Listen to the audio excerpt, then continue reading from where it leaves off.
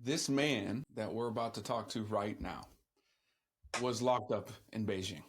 Okay, we're gonna get through that. We're also gonna get through what a terrible university he played for at Stetson as well before my time. But no, seriously, Chancellor Jackson's on. I'm excited to have him on. Not only his story about his book, but what he's turned that into in his everyday life. You know, helping still coach kids, still going through that in the schools, and still being someone in our society for the good. I know a lot of people who have been locked up and gone through a lot of things, and they don't do the good. They keep going back. So I appreciate you coming on, sir. And now with that intro, I'm sure everyone's like, what? Huh? On me. Huh? And we're going to dive into your book too. So we'll make sure to highlight that too. But I appreciate you coming on. Yes, sir, man. Appreciate you, family. Blessings and balance to you. Big shout out to everyone that's tuning in right now, man. Y'all the real MVP. So shout out to y'all. Absolutely. Well, let's dive into it. One, what the hell am I talking about? Right? Let's get into it. So yeah, man. So April 4th, 2019. Well, let me back up a little bit. So after I graduated from the Stetson University, go Hatters. After I graduated from Stetson, I landed my first job in China teaching English to kids. So that's what brought me to Beijing. I was supposed to do a year, only ended up doing 6 months before things went left. It's April 4th, 2019. I'm finna get ready to head to an event to meet some friends and other colleagues, and we was gonna be customizing like Chinese fans. So it was gonna be just dope little getaway. So I was like, I'm a pregame before I go. So I'm in the apartment by myself, drinking some Chinese wine coolers, smoking a little cannabis. I get done, get dressed, make sure I got everything I need before I walk out the door. And I hear a knock. Guess I'm unfamiliar, so curious to see who it is. I look through the peephole, and there stood 3 officers from the Beijing police. Spook instantly off the rip. You know what I'm saying? Scrabble, put everything up, open the door. They come in questioning me about drugs. So I'm sitting here playing the fool, like I don't know what they talking about. Then they put out a drug test. Right then and there, I was like, oh yeah, it's over with. Do the drug test. Results come back instantly. Fail it, of course. Now the cuffs are on me. All forms of communication cease to exist at this point. Um, Bounce around from precinct to precinct before I'm eventually taken to the jail where I'm housed. And I'm locked up 24 hours a day, 7 days a week, 15 men to one cell, 9 wooden beds, 3 soups a day. And all I had was a plastic bowl and a plastic spoon. Nothing was explained to me as far as how this process works, how the jail operates, how long I'm going to be here, what my specific charges are. Nobody knows I'm in here. So at this point, I'm sitting in this cell with 14 other Chinese men, none of which I can talk to. So it ain't really looking too good right about now. But most importantly, accountability. I had to hold myself accountable. It's like, okay, well, my decision making is the reason why I ended up in this predicament. And I was conscious of my decision making and I knew the repercussions. So now that things have hit the fan and here we are, hey, boy, I ain't got nobody to point the blame at but myself. So however it is finna play out, I got to take it to the chin. I don't know what I'm have to endure, but I know when it's all said and done, I'm still gonna be me. My spirit's still gonna be intact. My mental's still gonna be intact. It's gonna be a roller coaster for sure, but it ain't gonna be nothing we can't handle. So take note of every minor detail because it's gonna be a great story to tell once you're out of this predicament. And it is. Help me. We got the story. We got the basis of what happened. And one, just being black men in America, we've gone through a lot. What had in previous, right, before all of that, growing up, going to college, all of that, what do you think led to your taking accountability and your ownership in that situation? What raised you? Who raised you? How did you get to that point? Because not everyone would have got to that point, right? A lot of them would blame someone else, blame this, did this. But you said, no, it's on me. We're going to go great story. I'm going to turn it to a positive.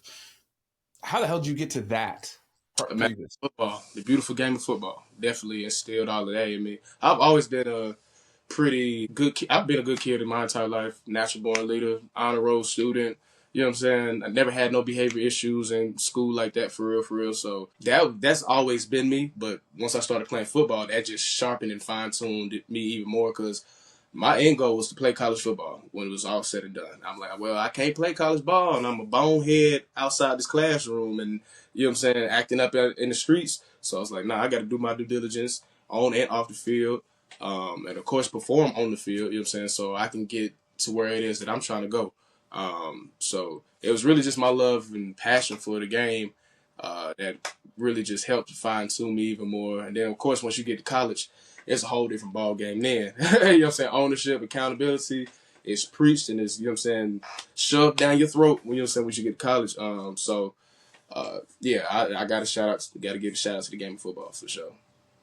And we're gonna hit upon that more, obviously, because it's who we are. But all right, so we get through. You're locked up, held accountable. You're in the cell.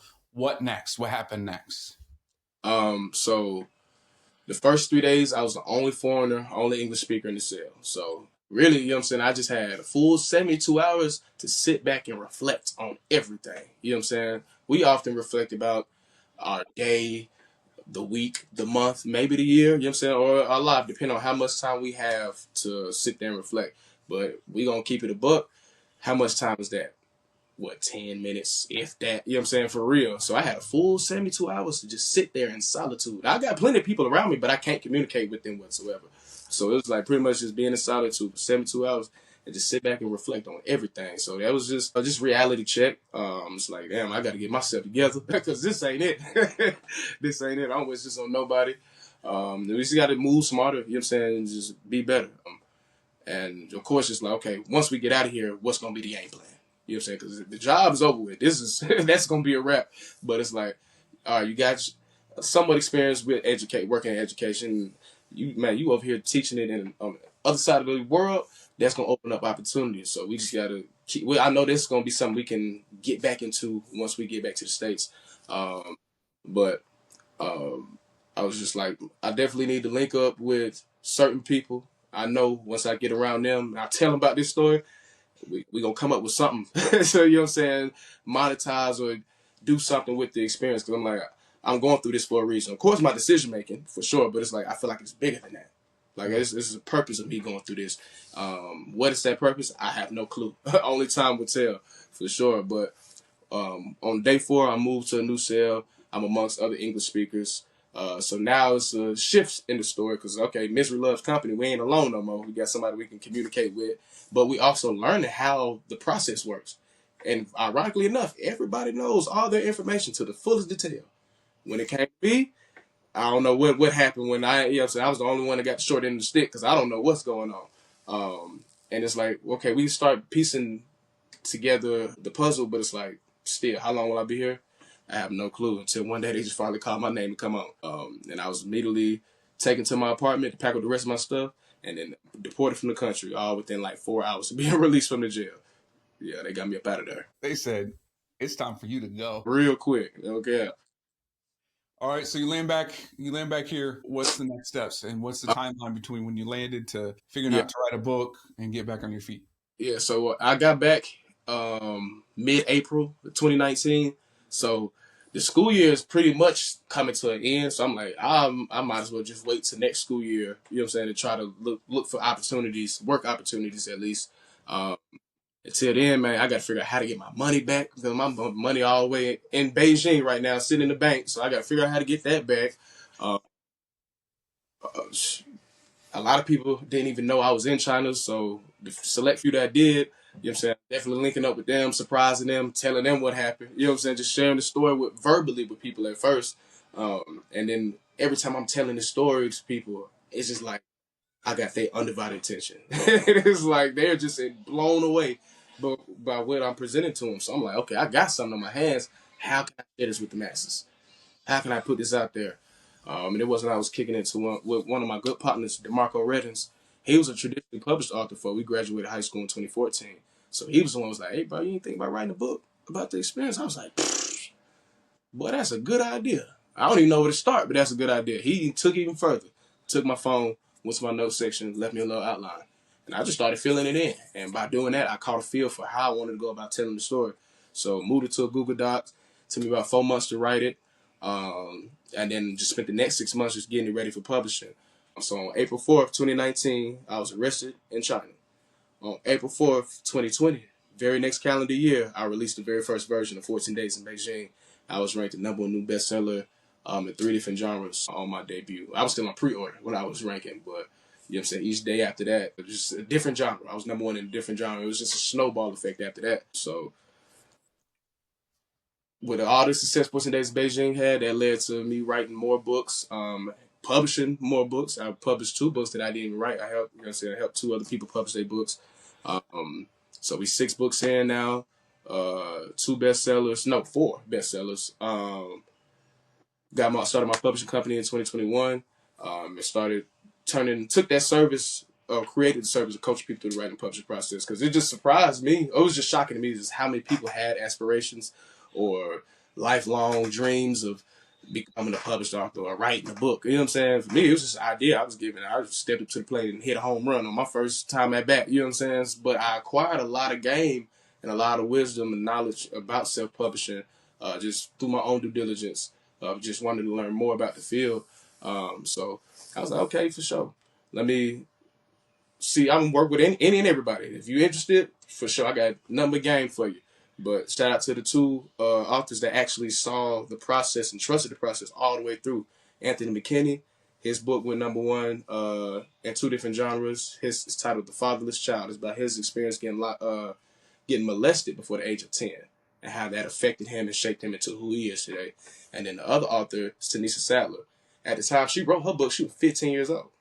16 when she published it. Not only did she go #1, she went #1 in 2 different genres, and she held it for like 9 straight days. Stop playing with that little girl on baby.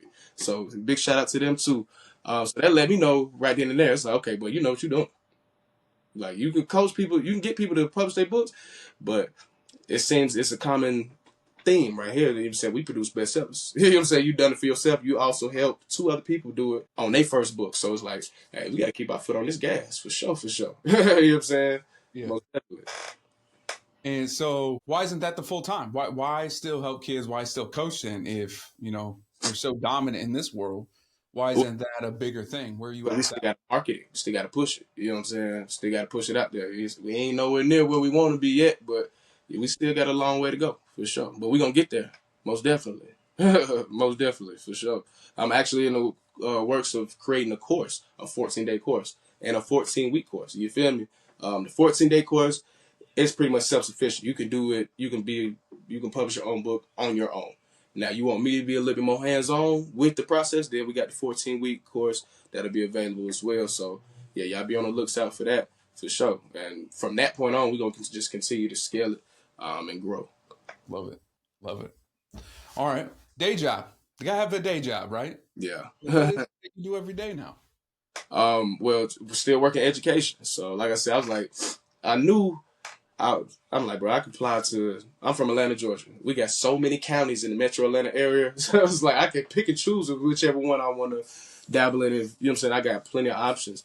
And I just knew, I was like, bro, them folks going to see that resume and see that you can talk in Beijing. Bro, that's going to open up doors off the rip. Like, it's a conversation starter every time. So I knew I wasn't going to have no trouble with that. So still been in that. And then I just fell into coaching in 2019 too. That was just ironic. I had a little homie that stayed across the street from me who was attending the high school that I attended. And he was like, hey, bro, you should come up to the high school Monday. You know what I'm saying? Watch us during summer workouts. I'm like, for sure, I'll pull up. And I pulled up, and I'm just out there just posting, just watching them. And they break off into position groups, and I go down there with the DBs, just watching them in Indy, and then just giving small pointers to the players, just pulling them off to the side, giving small pointers here and there. And then the DB coach like, hey, man, you trying to coach? I'm like, yeah, well, at this point in time, I ain't got nothing but opportunity and time on my hands. You know what I'm saying? I'm fresh out of Beijing jail 6. You know what I'm saying? For sure, I'm open to any and all opportunities. So I was really supposed to get on with the high school I attended, but the AD, he was dragging his feet and pushing my paperwork through. So I ended up attending this luncheon that all the coaches in the county I played for attend every year. I was like, man, watch out for running into all my old coaches at this convention. And lo and behold, I did. And majority of them was at the school I coach at now, Wheeler High School. So I was like, oh, man, all y'all over here at Wheeler? I said, oh, y'all got a little coach. This is a nice little squad right here. And one of my former coaches said, but what you trying to do? You trying to coach? I'm like, bro, I'm open for all opportunities. I'm up here with Campbell, but I ain't a part of their staff just yet. AD dragging his feet. He sat there. He introduced me to the principal that same day. The principal, the AD, and the head coach. Next thing I know, they was pushing my paperwork through. So, like, that's just how I fell into that. And here we are, entering year 7. It's been a vibe, too. I enjoy working with the young men. We've had a couple classes now, you know what I'm saying, that came and gone. So it's just crazy to see just the evolution. You know what I'm saying? I see why coaches get in this game and be in it for 10 to 20 years. And then, you know what I'm saying? Time just flies by. You know what I'm saying? It's crazy. This year 7. So football for both you and I, although, I had a little better career. I won the conference championship. I mean, just sitting right there. But football has been what drove me and where I'm at. I mean, I wouldn't be who I am without football.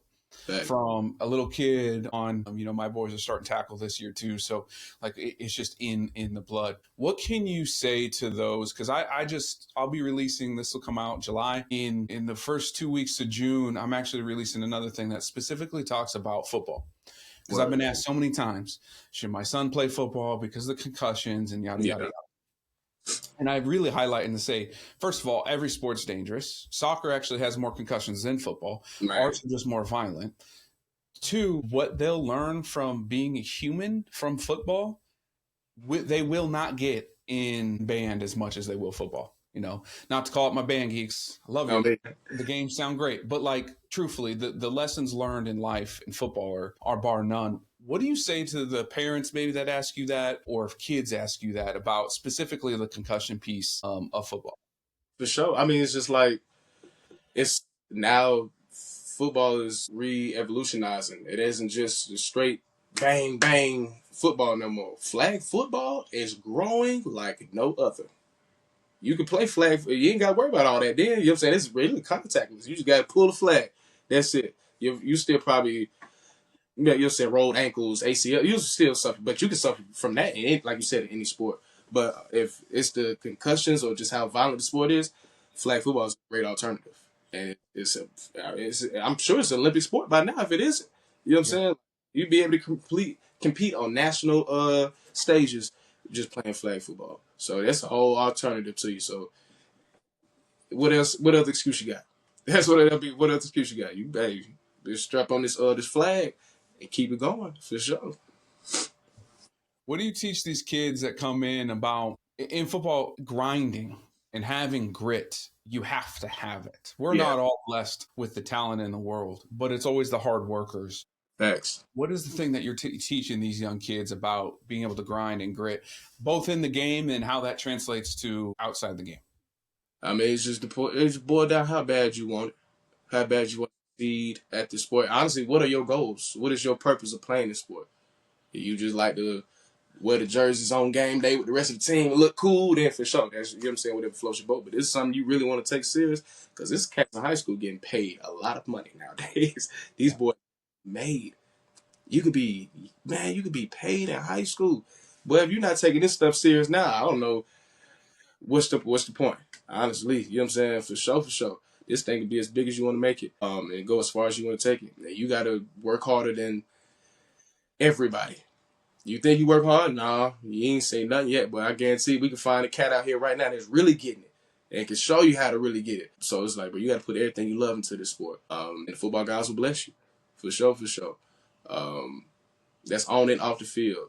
Everything you do, how you do anything is how you do everything. So you can't cut up in the classroom and think it's going to translate over to the football field and positive things are going to occur. No, you got to stack good on good. You got to continue to stack good on good. Continue to do right. That's what we quote at Wheeler High School. Do right. Do right and good things will come back to you. So if there's something that you want to do, man, give it your all, dog. Give it your all. And watch it return in dividends, like in ways you could never imagine. For sure. Especially getting your school paid for. That's the most important part. You get that paid for, and you'll be able to, now you can have a little pocket change so you ain't even got to be broke the whole time you're in college. You know what I'm saying? It's like this. Man, y'all got it made, boy. Boy, if we could go back, man, let that have been us. Right? Come on, bro. Everyone keeps talking about, I'm like, if this was my day and age, are you kidding me? I mean, I had to work as a security at the bar, like just to eat, really, basically. Like, these kids don't even have to think about eating. They're buying cars and taking care of families, and it's like, it ain't fair. It's not even the same game. You man, buying a house, bust down chains and watches.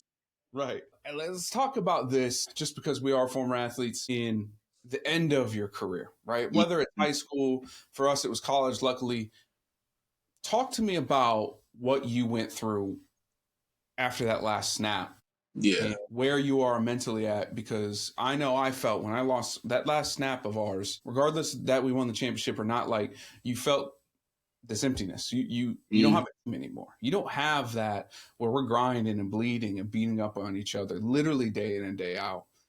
And I know I felt a certain way about it. So why don't you talk to me through how you felt after that transition and how much further that was from Beijing? Yeah, it was a process because you embody a student athlete and a football player to the fullest. And now that is no longer the case. You have to re-identify yourself all over again. I done seen folks stay afloat or completely sink. You know what I'm saying? When they comes time to cross that bridge. For me, I was just like, man, who am I? Chance, like, what do you enjoy doing? What are you good at doing? What do you like to do? You know what I'm saying? Like, what is our purpose? What's gonna be next? I have no clue. But I gotta figure it out for sure, for sure. And it was kind of, I saw it as a challenge almost, because like, okay, now I get to, it's like a fresh start all over again. Like I get to I get to paint myself as a whole completely different way. So I'm like, I got to figure it out. I just got to try a bunch of stuff because I don't know what it is I want to do. And so I'm like, I just got to put myself out there, try a bunch of stuff. And I'm like, by doing that, you're going to figure out what it is you like to do, what you don't want to do. You know what I'm saying? All that. So it just helped narrow down your decisions of what, you know what I'm saying, of just finding your next football, your next passion, or your purpose. So I just started applying for jobs off the rip. You know what I'm saying? I knew the league. I'm like, nah, the NFL, that's not happening. So I'm going to start applying for jobs. And I was applying for corporate positions mainly. And I was landing interviews. I'm talking about some of these interviews I'm getting flown out for, put up hotel. I said, boy, ain't no way. Boy, I'm finna find me something, boy.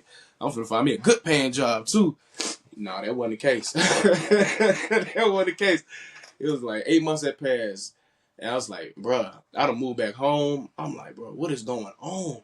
I done did everything, quote unquote, the textbook way. And I keep, you know what I'm saying? I keep ending up the short end of the stick. Keep him with the same BS excuse. Oh, you lack the experience, so we're gonna go with somebody a little bit more that got a little bit more experience. But it's like, bro, y'all knew that was the case when I submitted my resume. Before y'all set up and paid for all of this stuff, y'all knew that was the case. Now I sat down face to face with y'all, wouldn't have shifted the paradigm then. But I ain't really take it too personally. Because I've been in this position before when I was trying to find a school to play at, you know what I'm saying, after high school. So it's like, man, just keep putting yourself out there. You gonna find something. Somebody gonna say yes eventually. Let's reapproach our job searching. Let's do that because corporate might not be for us, family. We done tried this for months, ain't had no success. Let's restructure this. And with me switching up my job searching, that's when I seen, oh, teach English to kids in China. That sound lit. You know what I'm saying? I feel like I could do that. Fly. First job to tell me yes. After 8 months of being told no. On the other side of the world. Oh, yes, Lord. This is what we finna do. No ifs, ands, or buts about it. And I just knew going out to China, I was like, this is going to be a great starting point for me just trying to figure myself out. I'm finna move to a whole different side of the world. I'm gonna be out there alone. I'm gonna learn a lot about myself. You know what I'm saying? Ain't no telling who I'm gonna be after this year. So I was looking forward to the journey, and it did exactly what I expected it to do. I just didn't expect it to go the way that it went. But all in all, it still did what it was supposed to do for sure. Yeah, you figured it out. Just as we wrap this up, I always ask this question. What is it that you want our listeners to take from this conversation today that maybe they can implement right now as they're listening to help them in their journey going forward? Actually, I got a quote that comes to mind immediately, and it's by Nipsey Hussle, and it goes, long-winded, running through this life like it was mine. Never settling, but setting every goal high. 1,000 burpees to the path to my own destruction or success. But what is a mistake without the lesson? You see, the best teacher in life is your own experience, and none of us know who we are until we fail. They say every person is defined by their reaction to any given situation. Well, who would you want to define you? Someone else or yourself? Whatever you choose to do, homie, just give your heart to it and stay strong. Love that. Absolutely love that. And we're going to have all his connections with this book link, with his company for publishing. We're going to have that everywhere. So don't worry about that, folks. It's going to be out there. But if you want to hit up Chance, just do so, please. Hear his story, what he said on our podcast today, but keep following him. And if you have a story to be said, I'm sure there is one person I already know that's here to help you publish your book. right? Yes, Lord. Yes, So Lord. let's keep again. I appreciate you, sir, and you keep doing what you're doing. Appreciate you, family. Everybody that tuned in for the whole episode, you a real one. For sure.